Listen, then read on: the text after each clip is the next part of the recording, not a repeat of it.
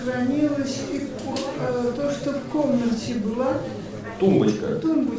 Именно на ней лежали вещи основоположника отечественного ракетостроения Сергея Королева. А это его стол. По сути, именно на нем конструктор начинал фундаментальные работы по созданию ракетопланов. Здесь же его табурет. Это практически все, что было у Королева в квартире номер 100 по улице Лядова, 5. Его соседом был коллега Валентин Глушко. Сберегли, потому что мы же знаем, что это все музейные предметы.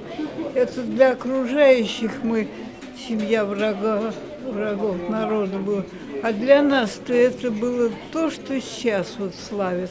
Тогда Евгении Валентиновне было всего 6 лет. Сергей Королев и папа ей запомнились именно такими. Ну, с нами-то ласковые, конечно, со мной были.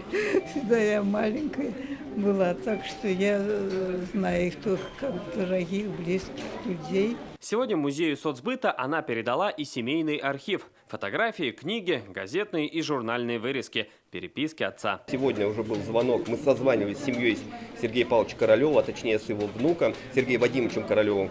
Его слова были такими, что для них это настоящий подарок к 60-летию полета в космос и просто для их семьи. Рядом с Королевым Юрий Гагарин. К юбилею его полета в музее открылась выставка фотографий из семейного архива российского дипломата Андрея Карлова. Редкие кадры – визит Гагарина в Египет. Его везде встречали улыбками, а дети не выпускали из объятий.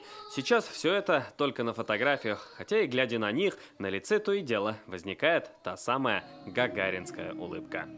Салават Мухаммадуллин, Адель Миндубаев, ТНВ, Казань. Закажи рекламу на ТНВ. Телефон в Казани 5 705 100.